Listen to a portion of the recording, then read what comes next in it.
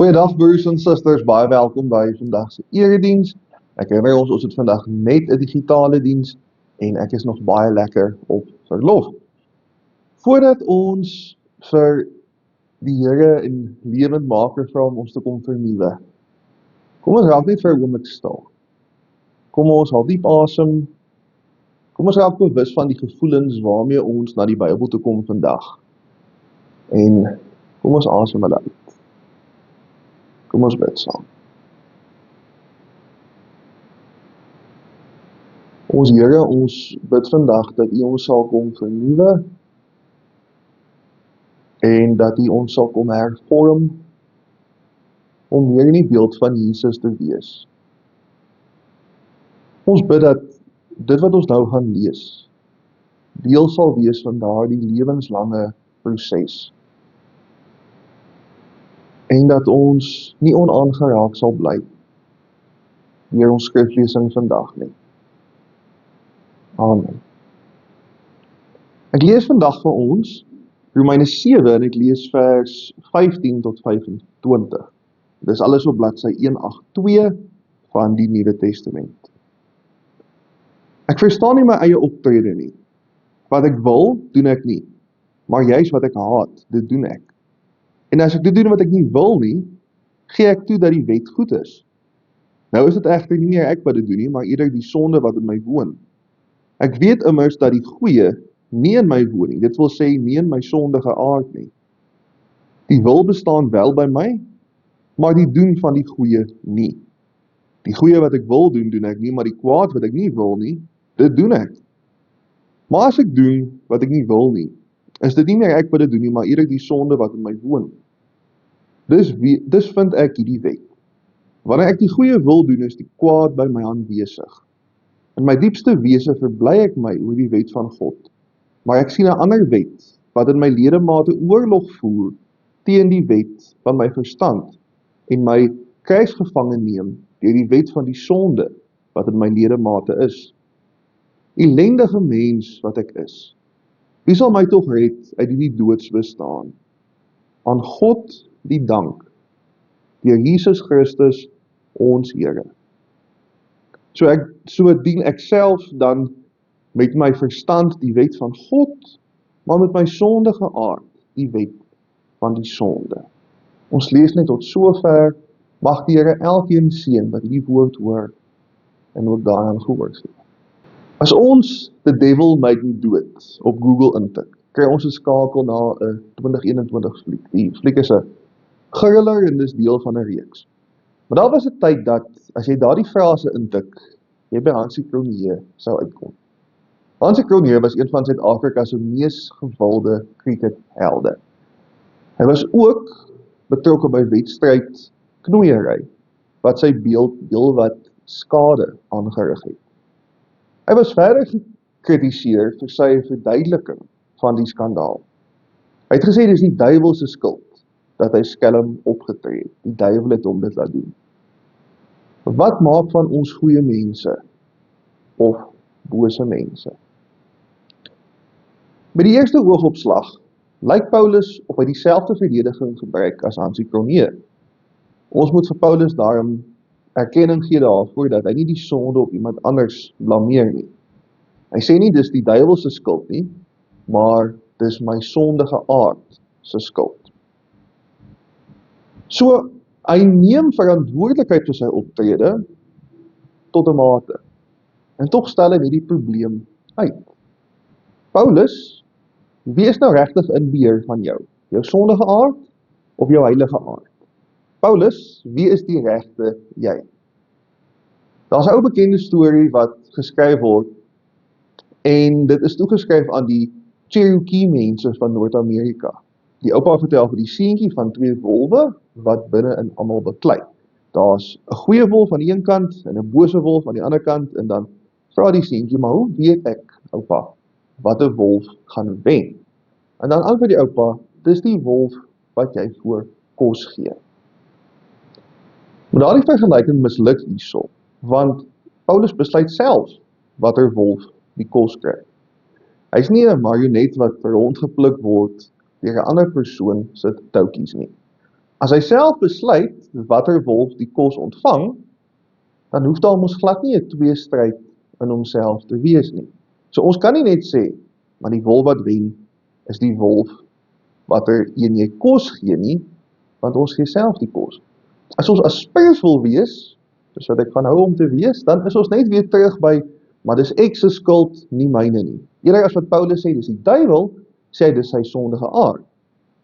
Ons laaste vers help ons ook nie hiermee nie. Ek self dien met my verstand die wet van God, maar met my sondige aard dien ek die sonde. Nou, dis daar baie gerieflik, is dit nie? Toe ek Sondag die tannie oor die pad gehelp het, toe was dit ek. Toe ek Maandag die gebou afgebrand het, toe was dit daai lelike sondige aard van my. Dit lyk ons nou na onsin. Dit lyk na 'n maklike manier wat Paulus kan gebruik om homself te verontskuldig van alles waaroor hy skuldig voel. Nou sou ons hom ook kon vra, maar Paulus, dink jy jy's die enigste persoon wat verantwoordelikheid so vermy?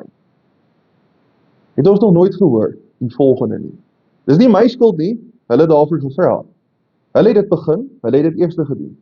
Ag, ek het 'n lang dag gehad, hulle het net gekrap waar dit nie ek nie. As ons vir Paulus wil kritiseer, en vir Oorle Hansie ook wat dit betref, moet ons versigtig wees. Ons moet eers self kan sê, maar ek wil nog nooit verskoon word waar ek eintlik weet ek skuldig is nie. As ons gaan grawe in ons skriflesing, lyk dit juis asof Paulus besonder baie skuld ervaar. Hy sê, die goeie leef nie in my nie. Hy sê, daar's 'n wet in my ledemate wat oorlog voer teen my verstand. Hy sê, ellendige mens wat ek is, wie sal my red? Een van die vroeë kerk se beroemdste teoloog, Augustinus, skryf die volgende: Ek was teruggehou, nie deur die kettinge wat iemand anders op my gesit het nie, maar deur my eie wil. Die vyand het my begeertes geneem en 'n ketting daarvan gemaak. Hierdie verwronge wilskrag het begeerte geword, toe 'n gewoonte en toe 'n noodsaaklikheid. Waarom dink ons as ek vir ons die volgende beskryf? Ek het dit eers gedoen omdat dit lekker was, nou voel dit nie meer lekker nie, maar as ek dit nie doen nie, voel ek sleg of siek. Klink dit nie vir ons baie na verslawing nie? Bioloog maak 'n onderskeid tussen fisiese afhanklikheid en sielkundige afhanklikheid as dit kom by middelmisbruik. As ek tik of heroïne misbruik, ontwikkel ek onttrekkingssimptome sodra ek ophou. Dis fisiese afhanklikheid. As ek verslaaf is aan iets anders soos sosiale media of dobbel, dan gaan ek nie siek raak as ek ophou nie. Ek gaan net al hoe meer wens dat ek dit kon doen wat ek altyd gedoen het. Intussen het die lyne tussen die twee soorte afhanklikheid begin vervaag. Of ons fisies of sielkundig van 'n verskynsel afhanklik is ons breine iets wat anders begin werk. Ons is nie eintlik verslaaf aan die stowwe self nie, ons is verslaaf aan die stowwe wat dit in die brein afskei.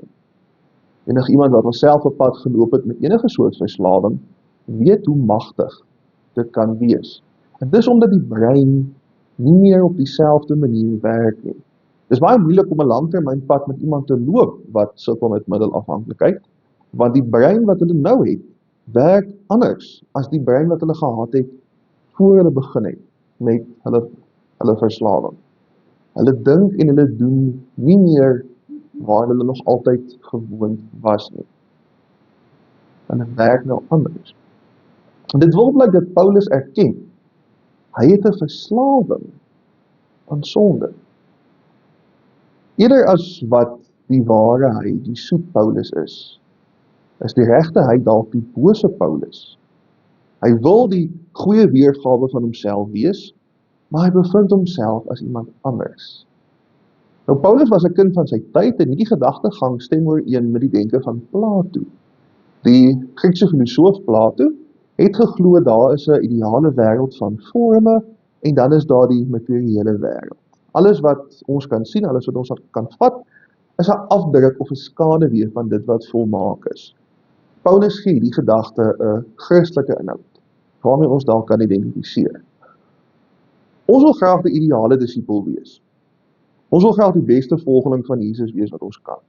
Maar die werklikheid klop nie daarmee nie. Daar's krake en daar's gapings. Ons noem dit gebrokenheid, as ons die skepping in die spieël raak sien. So waar kom goedheid vandaan? Eerder as wat Paulus die duiwel blameer vir die bose, vereer hy die Here vir die goeie. Dis nie die duiwel wat my selfsugtig of ongeërg of gevaarlik maak nie. Ek is dit lank voordat enige iemand anders aan my hoef te torm. Dis die Heilige Gees wat my in staat stel om die Here te dien. Dis al 'n cliché, maar die Here slaan regtig reguit houe met kromstokke. Jesus se kerk is nie volmaak nie. Maar kyk net wat hy nie alles reg kry daardeur nie. In Suid-Afrika maak party mense al vir 22 jaar lank reg vir burgeroorlog, maar dit kom nie. Hoekom nie? Want God verander die harte van mense. Mense rol hulle moue op om diegene wat uitgelewer is aan die wêreld te help. Dis nie omdat dit lekker is nie. Dis omdat Jesus hulle gewys het hoe. Christene kry dit reg om die strydbel te begrawe na jare se kwaai vriendskap, want dis waarheen die Gees hulle lei. Natuurlik is daar uitsonderings. Ons gaan altyd 'n oorlog moet voer teen die ou mens, lewenslang. Maar Paulus herinner ons daaraan dat niks van die goeie wat ons sien eintlik moontlik is nie. God is nooit veronderstel om te sien hoe mense vorentoe beweeg as 'n samelewing nie. Ons is nie in staat om te verander om meer soos Jesus te word nie. En tog gebeur dit deur die Heilige Gees in ons lewe. Ek was hierdie maand soveel keer aangenaam verras deur dit wat God moontlik gemaak het. Die Synode van die Vrystaat het na jare se beklei gesê, hulle gaan nêrens heen nie. Hulle bly deel van die familie. Mense steek hulle hand op en sê, maar ek wil graag op die kerkraad dien, en ons dorp se kinders sing en dans saam. Elke tree vorentoe is niks minder as 'n goddelike wonderwerk nie. Verlede week stuur iemand van my preek oor die moordenaar langs Jesus wat sterf en in die hemel kom. Hy kom daar aan en hulle vra vir hom, wat is sy kwalifikasies om hier te wees? Hoekom is hy daar? Wat weet hy van die verlossingsleer? En sy enigste antwoord is, maar Jesus het gesê ek kan nie wees. Wie maak ons beter volgelinge van Jesus? Jesus self. Volg vir Jesus, en Jesus stel jou in staat om hom te volg. Amen. Ons koning Jesus, ons wil U vandag loof en ons wil U vandag vereer daarvoor dat U 'n pad met elkeen van ons loop. Niemand van ons is waarskynlik vandag waar ons 'n jaar gelede was nie. U vorm ons, U verfris ons en U bemagtig ons om die disippels te kan wees. Here, ons sê dankie vir alles wat ons in die wêreld sien, wat 'n tree nader is aan liefde, vreugde en vrede. En ons sê vir U dankie vir almal se geloof, want ons is nie self daartoe in staat nie, maar U maak dit so. Help ons om U toe te laat, om dit in ons te laat gebeur. En help ons om al hoe nader te beweeg aan die nuwe mens. Al beteken dit ons moet die ou mens afsterf. Ons bid dit in die groot en wonderlike naam. Amen.